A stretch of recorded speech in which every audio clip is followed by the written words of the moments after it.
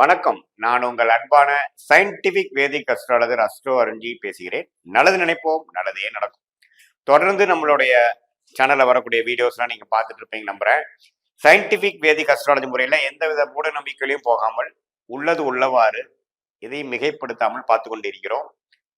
அந்த அடிப்படையில இந்த வீடியோல துலாம் ராசிக்காரர்களுக்கு பிப்ரவரி 2025 எத்தகைய ஒரு மாதமாக இருக்க போகுதுன்னு பார்க்க போறோம்.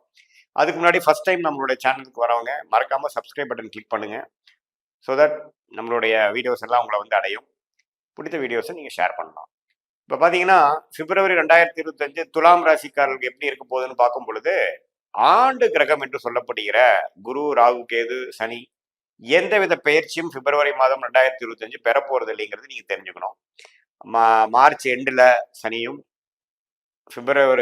ஏப்ரல் மாதம், மே மாதம் வந்து ராகு, கேது, குரு பயிற்சி ஆகிறது. பிப்ரவரி மாதம் வந்து எந்த பயிற்சியும் ஆண்டு கிரகம் இல்லை. நீடித்து குரு அஷ்டமத்திலே நீடித்திருக்கிறார். ராகு 6ஆம் இடத்திலும், கேது 12ஆம் இடத்திலும் நீடித்திருக்கிறார். சனி 5ஆம் இடத்துல இருக்கிறார். சனி 5ஆம் இடம்ங்கிறது புத்திரஸ்தானத்துல சனி இருந்து புத்திர விஷயங்கள், குழந்தைகளுக்காக சில விஷயங்கள் செய்யறது, படிக்கிற குழந்தைகளுக்கு செலவு செய்யறது, மேல் படிப்புக்காக பிளான் பண்றது, கல்யாணம் ஆகாத குழந்தைகளுக்கு கல்யாண விஷயத்தை பார்க்கறது, கல்யாணம் ஆகி குழந்தை பிறக்கிறவங்களுக்கு வளகாப்பு, அது மாதிரி விஷயங்கள், ஒரு சீர் பண்றது, அது மாதிரி விஷயங்கள்லாம் ஈடுபடுறதுங்கிற மாதிரி ஒரு மாதிரியான ஒரு 5ஆம் வீட்டு வேலைகள் போய்கொண்டு இருக்கிறது.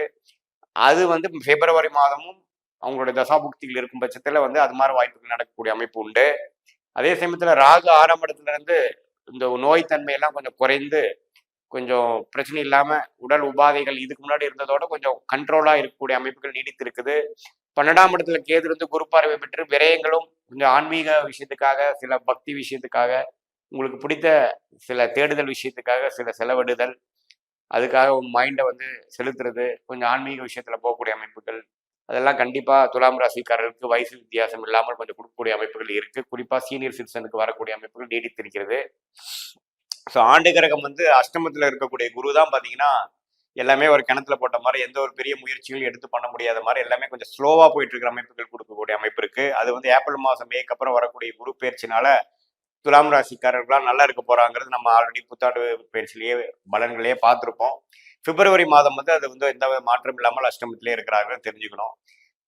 மாத கிரகங்கள் எப்படி இருக்கிறாரு துலாம் ராசிக்கு வைத்து பார்க்கும் பொழுது, சுக்கிரன்கிற ராசி அதிபதி 6ஆம் இடத்துல உச்சம் பெற்றிருக்கிறது நல்ல விஷயம்.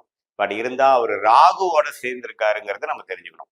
எப்பவுமே ராகு கேதுவோட ஒரு சுபகிரகம் சேரும் பொழுது பாதிக்கப்படுகிறார். ராகு இருக்கும் எந்த கிரகத்தோட சேர்றாரோ அந்த கிரகத்தை பீடிப்பார். அந்த கிரகத்தோட காரத்துவத்தையும் ஆதிபத்தியத்தையும் அவர் எடுத்து செய்வார் அப்படிங்கிறது ஒரு விஷயம். அதே சமயத்துல ராகுவோட ஒரு 6 டிகிரி 8 டிகிரி 10 டிகிரி பக்கத்துல வரக்கூடிய கிரகங்கள் அதோட வலிமை இழக்கிறது, வீக் ஆகுது, அதோட ஸ்ட்ரென்த் வந்து கொஞ்சம் குறையுதுங்கிறதான் உண்மை. அந்த அடிப்படையில சுக்கிரன் பாத்தீங்கன்னா உச்சம் சுக்கிரன் வந்து ராகுவோட சேரும் பொழுது சுக்கிரன் கொஞ்சம் பாதிக்கப்படுகிறார். ராசி அதிபதியாகிய சுக்கிரனே அப்படி இருக்கிறனால கொஞ்சம் உங்களோட மென்டல் கிளாரிட்டியில வந்து சில டென்ஷன் ஆகுறது, கிளாரிட்டியில கொஞ்சம் மிஸ் ஆகுறது, தேவையில்லாம பயப்படுறது, தேவையில்லாம பேராசைப்படுறது, அது மாதிரி சில ஸ்டெபிலிட்டி இஷ்யூஸ்லாம் கொஞ்சம் வர வாய்ப்பு இருக்கு.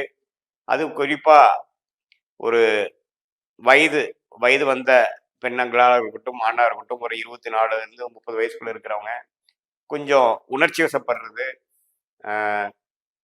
எதிர்பாலத்தினர் மேல ஒரு ஈர்ப்பாகிறது, ஒரு அந்நியர் பீப்புளோட பழகுறது, நட்பு வந்து காதலா மாறுறதுங்கிற மாதிரி சில விஷயங்கள் வர வாய்ப்பு இருக்கு. கொஞ்சம் பார்த்துக்கணும். குறிப்பா சுக்கிர திசை நடக்கிறவங்களுக்கு, ராகு திசை நடக்கிறவங்களுக்கு இது மாதிரி விஷயங்கள் நடக்கும். கொஞ்சம் கவனமா இருக்க வேண்டிய அமைப்பு. நீங்க பண்றது வந்து கிளாரிட்டியோட பண்றீங்களா, அல்லது எமோஷனல் விஷயத்துக்கு நீங்க வந்து விக்டிமா ஆயிடுறீங்களா, அல்லது நீங்க வந்து அது தெரிஞ்சோ தெரியாமலோ நம்ம வந்து ஒரு சமயோஜ புக்தி இல்லாமல் செயல்பட்டுறோமாங்கிறதுல கொஞ்சம் கவனமா இருக்கணும். புதன்கிற ஒரு அருமையான ராஜயோக அதிபதி துலாம் ராசிக்கு எப்படி இருக்காருன்னா 4ஆம் இடத்துல இருக்கிறது மிகவும் சிறப்பு. பிப்ரவரி 11ஆம் தேதிக்கு அப்புறம் அவரு 5ஆம் இடத்துக்கு போடுறது ஒண்ணுமே ஒரு நல்ல ஒரு அமைப்பு. காதல் விஷயம் அது மாதிரி விஷயத்துல ஜெயிக்கக்கூடிய அமைப்பு, அறிவு நல்லா வேலை செய்யக்கூடிய அமைப்பு, மாணவர்கள்லாம் நல்லா படிக்கக்கூடிய அமைப்பு. குருவின் பார்வையிலேயே புதன் வந்து முதல் 2 வாரம் இருக்கிறதுனால படிக்கிறதுல வந்து நல்லா சிறப்பாகவும், நல்ல ஒரு புத்தி கூர்மையாகவும், கான்சென்ட்ரேஷனாகவும், ஃபோக்கஸாகவும் இருக்கக்கூடிய அமைப்புகள் கண்டிப்பா பிப்ரவரி மாதம் குறிப்பாக முதல் 2 வாரம் இருக்கு. அதுக்கப்புறமும் கொஞ்சம் தப்பு இல்லை. ஏன்னா நட்பு வீட்டுல புதன் இருக்கிறது எப்பவுமே துலாம் ராசிக்கு புதன் இருக்கிறது நல்லது. ஸோ சூரியன் பார்த்தீங்கன்னா பிப்ரவரி 13ஆம் தேதி 3வது வாரத்திலிருந்து மாசி மாதம் ஆரம்பிக்கும் பொழுது அவர் வந்து 5ஆம் வீட்டுக்கு போய் 11ஆம் வீட்டு கனெக்ட் ஆகுறது, சில லாபங்கள், தந்தையார் மூலமாக சில லாபங்கள், ஒரு பிடிச்ச விஷயத்துல செஞ்சு மகிழ்ச்சி அடைகிறது, கவர்மெண்ட் விஷயங்கள், ரெகக்னேஷன் விஷயங்கள், விசா அது மாதிரி விஷயங்களை எதிர்பார்க்கறது, கவர்மெண்ட் அங்கீகாரம் பெறக்கூடிய அமைப்புகள்லாம் கொஞ்சம் பாசிட்டிவா வர்றது, ஒரு கவர்மெண்ட் ஜாப் வெயிட் பண்றவங்களுக்கு ஒரு ஜாப் கிடைக்கிறது, ப்ரொமோஷன் எதிர்பார்க்கறவங்களுக்கு ஒரு ப்ரொமோஷன் கிடைக்கிறது, அது மாதிரி ஒரு நல்ல பலன்கள்லாம் கொடுக்கக்கூடிய அமைப்பு பிப்ரவரி 13ஆம் தேதிக்கு மேல சூரியன் வந்து 5ஆம் இடத்துக்கு போகக்கூடிய அமைப்பு கண்டிப்பாக கொடுக்குதுன்னு நம்ம தெரிஞ்சுக்கணும். பட் என்னன்னா சூரியன் புதன் வந்து 5ஆம் இடத்துக்கு போகும்போது சனியோட சேருவாங்க. ஸோ சனியோட சேரும் பொழுது சூரியன் வந்து டிஸ்டர்ப் ஆவார். ஸோ அது ஒரு குறிப்பாக ஒரு 3-4 நாட்கள் பார்த்தீங்கன்னா, குறிப்பாக ஒரு பிப்ரவரி 20ஆம் தேதிக்கு மேலே ஒரு 25க்குள்ள சூரியனும் சனியும் பக்கத்து பக்கத்தில் வரக்கூடிய அமைப்புகள் 20 அது வரக்கூடிய அமைப்பு இருக்கு. அந்த டைம் மட்டும் கொஞ்சம் டிஸ்டர்பன்ஸ் இருக்குமே ஒழிய அது பெரிய பாதிப்பு கொடுக்காது. தந்தையாருக்கு சில உடல்நல கோளாறு கொடுக்க வாய்ப்பு இருக்கு. ஸோ பொதுவாக செவ்வாய் பார்த்தீங்கன்னா 9ஆம் இடத்திலே நீடித்து இருக்கிறது தந்தையார் விஷயத்துல எங்கேயுமே கொஞ்சம் உடல் உபாதைகள் அது மாதிரி விஷயங்கள், பூர்வீக விஷயத்தில் பாக்கியத்துல சில சங்கடங்கள் அது மாதிரி சில விஷயங்கள் வரக்கூடிய அமைப்பு இருக்கு.